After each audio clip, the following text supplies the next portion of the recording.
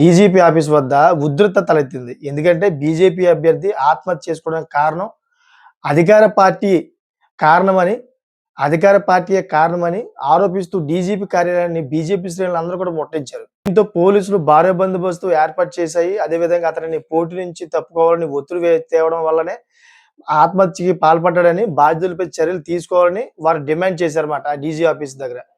So, అయితే పోలీసులు BJP నేతలను అరెస్ట్ చేసి అక్కడి నుంచి వెంటనే పంపించేశారు. అసలు జరిగిన విషయం ఏంటంటే, నారాయణపేట జిల్లాలో ఈ దారుణం ఎలా జరిగిందంటే, మున్సిపల్ ఎన్నికలకు ముందు ముక్తాల్ మున్సిపాలిటీలో 6వ వార్డు బీజేపీ అభ్యర్థి ఎరుకలి మహాదేవ్ మాట.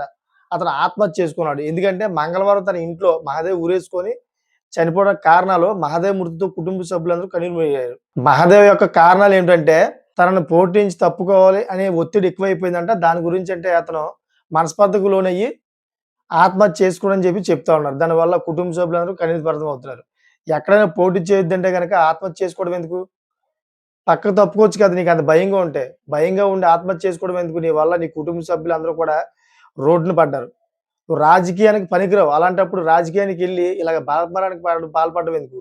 ప్రజాసేవ చేత్తానుకున్నాడు. ప్రతిదాని గురించి కూడా ఎదురుగా నిలబడాలి. ఎదురు నిలబడితేనే నువ్వక్కడ సక్సెస్ అవుతావు. ఇలాగ ఆత్మహత్య చేసుకోవడం వల్ల నీ కుటుంబ సభ్యులందరూ కూడా రోడ్డు మీద పడ్డారు. నీ వల్ల చాలామంది డీజీపీ ఆఫీస్ దగ్గరికెళ్లి ధర్నా కూడా చేశారు. వాళ్ళని కూడా కొంతమంది అరెస్ట్ చేశారు. సో, మీకేమనిపిస్తుంది ఇలా చేయడం కరెక్టా కాదా దాని మీద మీరు కామెంట్ చేయండి. నచ్చితే గనుక సబ్స్క్రైబ్ చేసుకొని మరి కొంతమందికి షేర్ చేస్తారని కోరుకుంటున్నాను. Thank for watching friends.